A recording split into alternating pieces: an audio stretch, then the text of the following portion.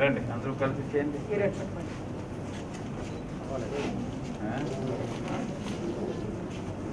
Okay sir పైకి ఉంటుంది camera పై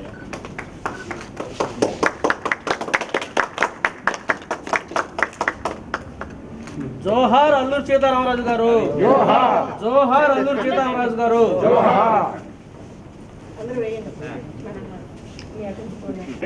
ఒక్కసారి పెద్దలు మాట్లాడినట్లయితే ఒకసారి మనందరూ కూడా మన వాళ్ళందరూ కూడా పలకించుకొని ఒక్కొక్కరు 2 నిమిషాలు చూసినట్లయితే అందరికీ అవకాశం ఇవ్వడానికి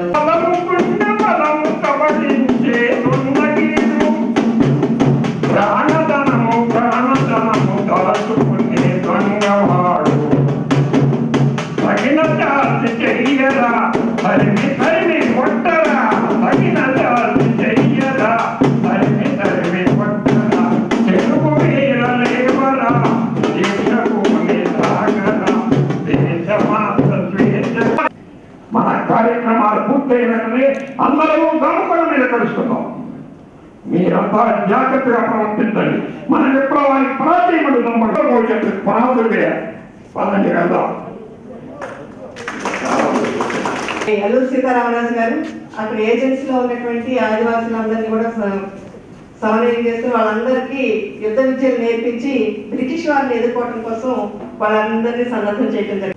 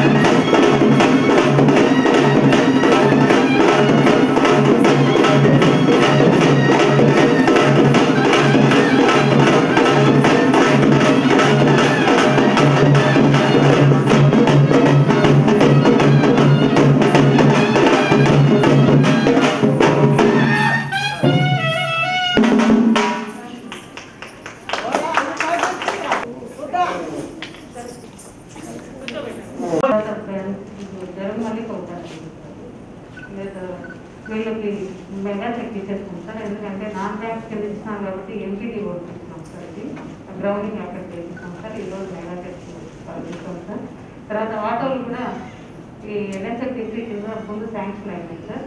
ఎప్పుడు డబ్బులు వచ్చినాయి కాబట్టి వాళ్ళకి థ్యాంక్ యూ. ఇప్పుడు మన గౌరవం ఒక్కొక్క ధూళికరంతోలుగా మీ దురదేశాన్ని జలమయం చేయడానికి ఈ మాటలతో పడవలు మల్లుదరా చూడండి, మన కష్టాల ప్రతిపాడు ఆ తెల్లదొరల పాపాల సంరంభాలు.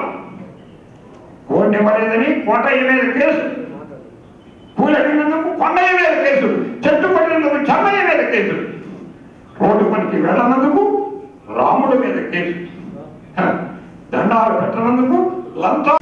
రాజధాని జిల్లా కలెక్టర్ గారికి మరియు జేసీ గారికి మన DDW మేడం గారికి ప్రత్యేకంగా ధన్యవాదాలు నా తరఫున తెలుపుకున్నాను.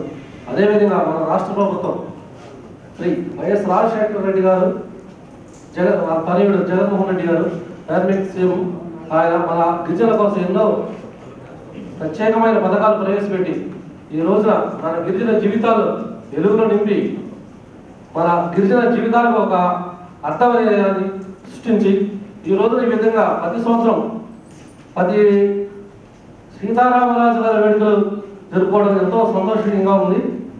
ప్రత్యేకించి మన మిత్రుడు పేర శ్రీనివాసరావు గారు ఒక విషయాన్ని కలెక్టర్ గారు దృష్టి తీసుకొచ్చారు. సార్ మా వినపం కూడా గత కలెక్టర్ గారు గోలభాస్కర్ గారు కూడా మేము గతంలో 2-3 పర్యాయాలు మెమోరాండం ఇవ్వడం జరిగింది. అక్కడ సీసీ రోడ్లు డ్రైనేజ్ కానీ చైర్స్ కానీ కనీసం సౌండ్ సిస్టమ్ కూడా మైక్ సిస్టమ్ కూడా లేదు సార్. తప్పకుండా మీ కాలంలో మాకు పూర్తి చేసుకోవడానికి కోరుకుంటున్నాను సార్. ముఖ్యంగా ఈ కార్యక్రమం ఇచ్చేసిన మీడియా మిత్రులకు, మా గిరిజన సోదరుల సోదరులకు ప్రత్యేకంగా మా వైఎస్ఆర్సీపీ పార్టీ తరఫున మీకు ప్రత్యేక ధన్యవాదాలు తెలుపుకుంటూ ఈ అవకాశం ఇచ్చిన మేడం గారికి. మన రాష్ట్రంలో రాష్ట్ర స్థాయి ఇలాగే జిల్లా స్థాయిలో మండల స్థాయిలో అల్లూరి సీతారామరాజు గారు జయంతి సందర్భంగా ఇలాంటి కార్యక్రమం నిర్వహించడానికి రాష్ట్ర ప్రభుత్వం ప్రత్యేకంగా ఆదేశాలు కూడా ఇష్యూ చేయడం జరిగింది. ఈ ఆదేశాల మేరకు ప్రత్యేకంగా ఒక పండుగ వాతావరణంలో ఇలాంటి కార్యక్రమం నిర్వహించాల్సిన అవసరం ఉంది. ఈరోజు ఈ కార్యక్రమం ప్రకాశం జిల్లాలో నిర్వహించడానికి ఎన్నో కార్యక్రమాలు జరిగినా కానీ ఇలాంటి కార్యక్రమం నిర్వహించడానికి ప్రత్యేకంగా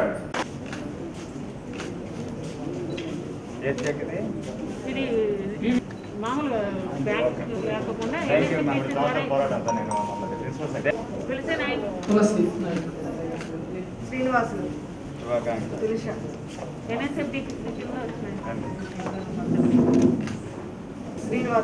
శ్రీనివాసులు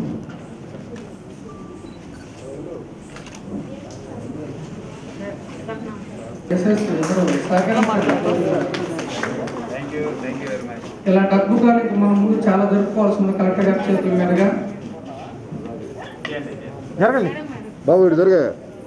చేతి మీదుగా చాలా గొప్ప సన్మానం చేసి పేమెంట్ ఇవ్వడం జరుగుతుంది. సోదరులకు సహకరించండి, కొట్టండి. ఆనందకరమైనటువంటి విషయం ఇది. మనం సన్మానించుకుంటున్నాం, మన మీటింగ్ పిలిపించుకొని నగర 16వ డివిజన్ కార్పొరేటర్ గారికి మన DDW మేడం గారి చేతుల మీద సన్మానం చేసి పేమెంట్ ఇవ్వడం జరుగుతుంది. Thank you madam.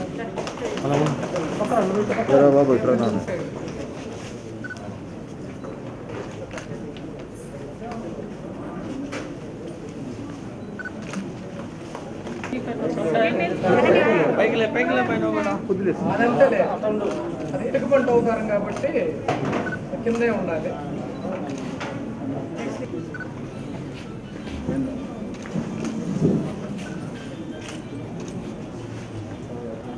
వారు అల్లూరి సీతారామరాజు గారి ఏకపాత్రాన్ని పోషిస్తూ ఉంటారు.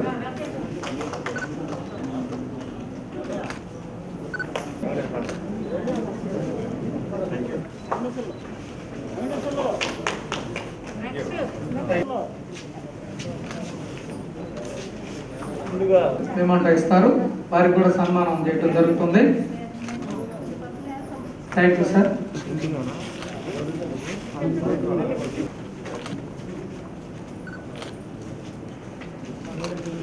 మన జాతి కళాకారుడు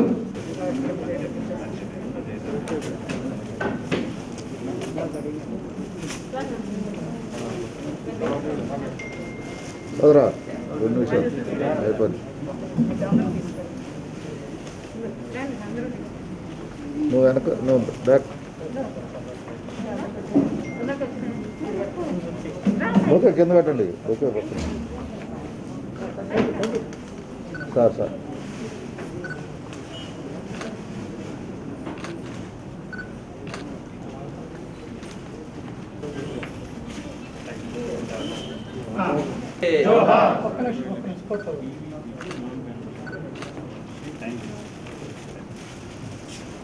జోహార్ అల్లూరి సీతారామరాజు గారికి జోహార్. జోహార్ మన్యవీరుడు అల్లూరి సీతారామరాజు గారికి జోహార్. జోహార్ మన్యవీరుడు అల్లూరి సీతారామరాజు గారికి జోహార్. వర్ధిల్లాలి గిరిజనుల ఐక్యత సాధిస్తాం అల్లూరి సీతారామరాజు గారి ఆశయాలను శ్రద్ధ తీసుకొని జాయింట్ కలెక్టర్ గారి స్థాయిలో డివిజన్ల స్థాయిలో అన్ని విధంగా ఏర్పాటు చేసుకుంటూ ముఖ్యంగా ఈ కార్యక్రమంలో కార్పొరేటర్ గారు అలాగే ఎంతో మంది గిరిజన సంఘాల నాయకులు ఇక్కడ రావడం జరిగింది. అందరికీ నేను ప్రత్యేకంగా ధన్యవాదాలు తెలియజేసుకుంటూ ముఖ్యంగా ఈ ట్రైబల్ వెల్ఫేర్ గిరిజన శాఖ వాళ్ళు ఇచ్చిన గైడ్ లైన్స్ ప్రకారం జిల్లాలో కూడా నిర్వహించడం జరుగుతుంది. కాబట్టి మన జిల్లాలో కూడా ఉన్నటువంటి దాదాపుగా 2 లక్షల కుటుంబాలు గిరిజన కుటుంబాలు మన ప్రకాశం జిల్లాలో కూడా ఉన్నారు. కాబట్టి అందరికీ ప్రత్యేకంగా శుభాకాంక్షలు. ఇందాక అంత పెద్దలు అందరూ మాట్లాడితే ఈ జయంతి ఎందుకు మన జిల్లాలో కూడా మన రాష్ట్రంలో కూడా ఒక రాష్ట్ర స్థాయిలో ఉన్న కార్యక్రమం లాగా నిర్వహించాలి అర్థమవుతుంది. అల్లూరి సీతారామరాజు గారు జీవితం మొత్తం కూడా ఈరోజు మనందరికీ మళ్ళీ ఒకసారి నేర్చుకోవడానికి అలాగే మరి గుర్తించడానికి కూడా ఈరోజు అవసరం ఉంది.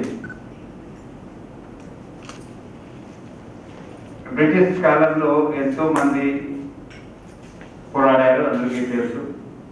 మన రాష్ట్రంలో అల్లూరి సీతారామరాజు గారు బ్రిటిష్తో పోరాడారు. కానీ ఎందుకు పోరాడారు అది కూడా ఈరోజు మనం గుర్తించాల్సిన అవసరం ఉంది. ఆయన గిరిజన ప్రాంతాల్లో ఉన్నటువంటి సమస్యలు అలాగే బ్రిటిష్ ఎన్నో కార్యక్రమాల విధంగా వాళ్ళు చేసే కార్యక్రమాల వల్ల ఏ విధంగా గిరిజనకి నష్టం జరుగుతూ ఉన్నాయో అన్ని కూడా ఆయన చూసిన తర్వాత బ్రిటిష్ కాలంలో ఉన్నటువంటి సమస్యల పరిష్కారం ఎట్లా అవుతుంది, అలాగే ఇండిపెండెన్స్ కోసం కూడా స్ట్రగల్ జరుగుతూ ఉంది, ఎప్పుడు పోరాటం జరుగుతూ ఉంది. ఆ సమయంలో కూడా ఈ 2 విషయాలు ఆయన దృష్టిలో పెట్టుకొని ఆర్మ్ స్ట్రగల్ అంటే బ్రిటిష్తో ఆర్మ్ స్ట్రగల్ చేసి చాలా తక్కువ మంది ఉన్నారు. ఆ సమయంలో ఎక్కువ మంది గాంధీ గారు ఫాలోవర్స్ ఉండడం వల్ల ట్రూత్ నాన్ వైలెన్స్ అందరికీ తెలుసు, సత్య అహింస అలా చాలా మంది పోరాటానికి ప్రయత్నం చేశారు. కానీ బ్రిటిష్తో ఎప్పుడైనా ఆర్మ్స్తో స్ట్రగల్ అంటే ఆ సమయంలో బ్రిటిషర్ దగ్గర ఎన్నో మోడర్న్ వాళ్ళు ఇక్కడ నుంచి ఇంగ్లాండ్ నుంచి కానీ ఇక్కడ కూడా మ్యానుఫ్యాక్చర్ చేసి ఎన్నో ఆర్మ్స్ స్ట్రగల్ ఎంతోమందికి అట్రోసిటీ ఎట్లా చేశారు అందరికీ తెలుసు. అన్ని కూడా అందరూ చదివి ఉన్నాము, అందరికీ తెలుసు. సో ఆ సమయంలో ఆయన ఏ విధంగా పోరాడారు అంతవరకు నేర్చుకోవడానికి ఎంత చేసినా తక్కువ అవుతుంది. మనం ఇక్కడ స్కూల్స్లో కానీ ఎక్కడైనా ఉంటే పిల్లలకి కూడా ఇవన్నీ కూడా ఏర్పాటు చేయడానికి ప్రయత్నం చేస్తూ ఉండాలి, మనం చెప్తూ ఉండాలి.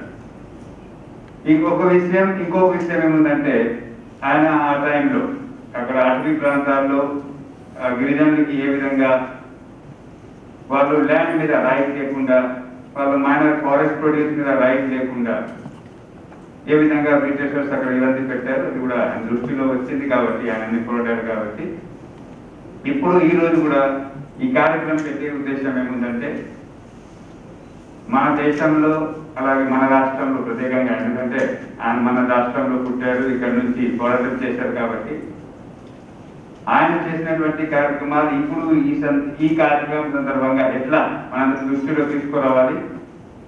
రెండోది రాష్ట్ర ప్రభుత్వం గిరిజన ప్రాంతాల్లో అభివృద్ధి కోసం ఎలాంటి చర్య తీసుకుంటుంది, అంతేకాకుండా ఇంకా ఏ విధంగా చర్య తీసుకున్నట్లయితే గిరిజన ప్రాంతాల అభివృద్ధి ఇంకా ముందుకు వెళ్తుంది, కొనసాగుతుంది. ఇది కూడా ఈరోజు కూడా చర్చించాల్సిన అవసరం ఉంది. కాబట్టి ఈరోజు ఈ కార్యక్రమం మనకి నిర్వహించడం జరుగుతూ ఉంది. అందరికీ తెలుసు, పాండిరంగి గ్రామం ఈ విశాఖపట్నంలో ఉన్నటువంటి ఒక గ్రామంలో రాష్ట్ర స్థాయి కార్యక్రమం కూడా ఈరోజు ఇక్కడ జరుగుతూ ఉంది. మన రాష్ట్రంలో దాదాపు అన్ని జిల్లాలో గిరిజన ప్రాంతాలు ఉన్నాయి. అలాగే చాలా మంది గిరిజనులు ఉన్నారు. ముఖ్యంగా ఐటీడీ ఉన్నటువంటి జిల్లాలో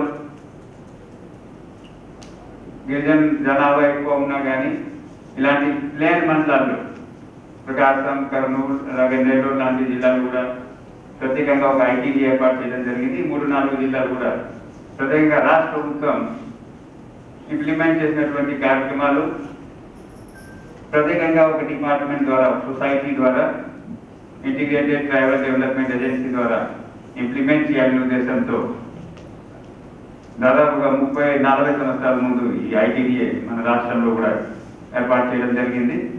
ఇప్పుడు చెప్పే విధంగా చాలా మంది సీనియర్ ఐఎస్ ఆఫీసర్ కూడా కలెక్టర్ స్థాయిలో కానీ, సెక్రటరీ స్థాయిలో కానీ ప్రత్యేకంగా గిరిజనుల అభివృద్ధి కోసం ఎట్లా చేయాలి, ఏం చేయాలి ఇప్పుడు కూడా మేమందరూ కూడా సర్వీస్ ఉన్నప్పుడు కూడా నేర్చుకుంటున్నాను. ముఖ్యంగా ఐటీడీఏ ఏర్పాటు చేసుకోవడం, రెండోది గిరిజన్ కోఆపరేటివ్ జీసీసీ, ఇవన్నీ కూడా ప్రత్యేకంగా గిరిజనులకి మేలు అయ్యే విధంగా గిరిజన ప్రాంతాలు బయటి నుంచి రాకుండా గిరిజన ప్రాంతాల్లో ఉన్నటువంటి అన్ని కార్యక్రమాలు ఈ కోఆపరేటివ్ సొసైటీ ద్వారా కానీ ఐటీడీ ద్వారా కానీ పరిష్కరించడానికి ప్రయత్నం చేయడం. రెండోది ఎప్పుడైనా అందులో ఒకసారి అందరికీ ఐడియా ఉంటుంది, ఎందుకంటే గిరిజనులు ఉండే ప్రాంతాలు, కొండ ప్రాంతాల్లో, అడవి ప్రాంతాల్లో చాలా సమస్యలు ఉంటాయి. అక్కడ ఇన్ఫ్రాస్ట్రక్చర్స్ ఉండవు, బ్లాక్ టాప్ రోడ్స్ ఉండవు. చాలా ప్రాంతాల్లో వెళ్ళాలంటే 8-10 గంటలు నడిచి వెళ్ళాల్సిన అవసరం ఉంది. ఇంకా కొన్ని ప్రాంతాలు మన రాష్ట్రంలోనే ఉంటాయి, అక్కడ ఎడ్యుకేషన్ కానీ హెల్త్ సమస్యలు కానీ ఎక్కువ ఉంటాయి. మంచినీళ్ళ సౌకర్యాలు ఇంకా కొన్ని గ్రామాల్లో ఇంకా ఏర్పాటు కాలేదు. ఇలాంటివంటి బేసిక్ ఇన్ఫ్రాస్ట్రక్చర్, బేసిక్ కమ్యూనిటీస్ ఏవి అవసరం ఉన్నాయో ఒక గ్రామంలో, హ్యాబిటేషన్లో అన్ని కూడా ఇప్పుడు కూడా మన రాష్ట్రంలో కూడా మన దేశంలో కూడా కొన్ని ప్రాంతాల్లో ఉంటాయి. కారణం ఏమిటంటే అటువంటి కొండ ప్రాంతాల్లో, అటవీ ప్రాంతాల్లో ఇంకా ఇన్ఫ్రాస్ట్రక్చర్ ఏర్పాటు చేయడానికి ఎంత చేసినా ఇంకా తక్కువ ఉంది. ఎందుకంటే అక్కడ పాపులేషన్ డెన్సిటీ కూడా చాలా తక్కువ ఉంటుంది. ఒక హ్యాబిటేషన్ కొంతమంది ఉంటారు, హ్యాబిటేషన్ కొంతమంది ఉంటారు. ఈ కారణం వల్ల కూడా కేంద్ర ప్రభుత్వం కానీ రాష్ట్ర ప్రభుత్వం కానీ అన్ని ఖర్చు చేస్తూ ఉంటాయి, ఇంకా పూర్తి కావడం లేదు. ఈ నేను కూడా 2010లో ఐటీడీ భద్రాచలంలో పనిచేసే సమయం దగ్గర నుంచి వేరే జిల్లాలో కలెక్టర్గా చేసినప్పుడు కూడా అటువంటి ప్రాంతాల్లో చూడడం జరిగింది. ఎన్నో కార్యక్రమాలు అక్కడ ఇంప్లిమెంట్ చేయడం జరిగింది. కానీ ఒక విషయం ఏం అర్థమైందంటే ఒక జిల్లాలో ఏదైనా చేయాలంటే, ఎక్కువ చేయాలంటే ముఖ్యంగా ఎక్కువ సమయం, ఎక్కువ రిసోర్సెస్ ఇలాంటి ప్రాంతాల్లో ఖర్చు చేయాలి. ఖర్చు చేస్తున్నప్పుడు కూడా జాగ్రత్తగా అన్ని కూడా ఇంప్లిమెంట్ అవుతుందా లేదా, 100% మన క్షేత్ర స్థాయిలో చేరుతుందా లేదా, ఇవన్నీ కూడా ఖచ్చితంగా కలెక్టర్ స్థాయిలో మానిటర్ చేసినట్లయితే తక్కువ సమయంలో ఎక్కువ ఇంపాక్ట్ వస్తుంది. రెండోది, 2 విషయాలు ముఖ్యంగా గ్రామీణ ప్రాంతాల్లో, ముఖ్యంగా గిరిజన ప్రాంతాలు. ఎందుకంటే ఈరోజు అల్లూరి సీతారామరాజు గారి జయంతి ఎందుకు నిర్వహించడం జరుగుతుందంటే ఆయన జీవితం మనందరికీ ఒక ఆదర్శంగా ఉండాలి. తర్వాత నేర్చుకోవాలి, మనము నేర్చుకోవాలి. రెండోది, ఆయన గిరిజనుల కోసం పోరాటం చేశారు. ఎందుకు పోరాటం చేశారు, ఏ విషయాలు ఆయన దృష్టిలో ఉన్నప్పుడు ఎందుకు ఆయన బ్రిటిష్తో పోరాటం చేశారు, తర్వాత రాష్ట్ర ప్రభుత్వం కానీ కేంద్ర ప్రభుత్వం కానీ అటువంటి ప్రాంతాల్లో ఎలాంటి చర్య తీసుకోవడం జరిగింది అన్ని కూడా చర్చించాల్సిన అవసరం లేదు. అవసరం ఉంది కాబట్టి ఈరోజు ఇక్కడ అందరూ ఉన్నాము, గిరిజన నాయకులు ఉన్నారు. చాలా విషయాలు ఉన్నాయి. ఇక్కడ మాట్లాడుతూ ఉంటే నేను చెప్పానంటే విషయాలు అందరికీ తెలుసు, పరిష్కారం ఏ విధంగా అవుతుంది. ఒక కన్స్ట్రక్టివ్ గా ఏదైతే ప్రోగ్రామ్స్ ఉన్నాయో, ఇంప్లిమెంటేషన్ లో ఉన్నాయో అన్ని కూడా ఎక్కడైనా గ్యాప్ లేకుండా చూసుకోవాల్సిన అవసరం ఉంది.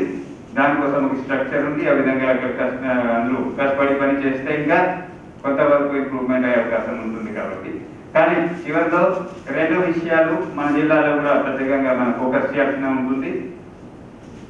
ఒకటి ఇన్ఫ్రాస్ట్రక్చర్. ఎక్కడైనా రోడ్ లేనటువంటి గ్రామాలు ఉంటే ఇక్కడ ఏదో విధంగా రోడ్ ఏర్పాటు చేసుకోవడం, ఎక్కడైనా మంచినీరు సౌకర్యాలు లేకుండా ఉంటే మంచినీరు సౌకర్యాలు ఏర్పాటు చేసుకోవడం, ఎక్కడైనా వ్యవసాయ కానీ ఏదో ఒక ప్రైమరీ సెక్టర్లో హార్టికల్చర్ కానీ లైఫ్ స్టాక్ సంబంధించి డైరీ డెవలప్మెంట్ కానీ ఎక్కడైనా అవకాశాలు ఉంటే అది కూడా డిపార్ట్మెంట్ పరంగా చూసుకోవడం.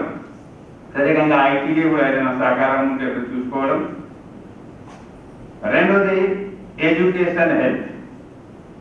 మంచి ఎడ్యుకేషన్ అలాగే హెల్త్ ఇన్ఫ్రాస్ట్రక్చర్, సబ్ సెంటర్ కానీ అక్కడ ఉన్న పిఎస్సి కానీ డాక్టర్ అందుబాటులో ఉండాలి, మెడిసిన్స్ అందుబాటులో ఉండాలి. ఎందుకంటే మన రాష్ట్రంలోనే కొన్ని జిల్లాల్లో ఎంతో మంది మలేరియా సమస్యల వల్ల సఫర్ అవుతున్నారు. ఎందుకంటే గిరిజన ప్రాంతాల్లో ఎండమిక్ ఏరియా. ఇప్పుడు ఏం చేసినా ఆ సమయంలో ఖచ్చితంగా మనకు దోమలు పెరుగుతాయి, కేసెస్ వస్తాయి, సమస్యలు వస్తాయి. సో హెల్త్ ఎడ్యుకేషన్ పైన కూడా మన జిల్లాలో కూడా ఎక్కువ ఫోకస్ చేసినట్లయితే ఖచ్చితంగా ఎడ్యుకేషన్ వల్ల ఇంకా ఇంప్రూవ్మెంట్ అవుతుంది. ఎడ్యుకేషన్ మనకి తెలుసు, ఎడ్యుకేషన్ వల్ల ఇక నేను ఇక్కడ ఉన్నాను, మీ దగ్గర ఉన్నారు. చాలా మంది ఎడ్యుకేషన్ లేకపోవడం వల్ల ఏ స్థాయిలో రాలేదు. సో అది ఎడ్యుకేషన్ మేక్స్ దట్ డిఫరెన్స్. కాబట్టి ఎడ్యుకేషన్ హెల్త్ పైన కూడా ప్రత్యేకంగా ఇక్కడ శ్రద్ధ పెట్టాల్సిన అవసరం ఉంది. జిల్లాలో కూడా చేసుకుంటూ ఎప్పటికప్పుడు జిల్లాలో ఉన్నటువంటి డిపార్ట్మెంట్ గిరిజన ప్రాంతాల్లో కూడా ఇన్స్పెక్షన్ చేయడం, విజిట్ చేయడం, అక్కడ ఇంకా రాష్ట్ర ప్రభుత్వం పెట్టినటువంటి కార్యక్రమాలు అమల్లో ఉందా లేదా, ఏ విధంగా ఉంటే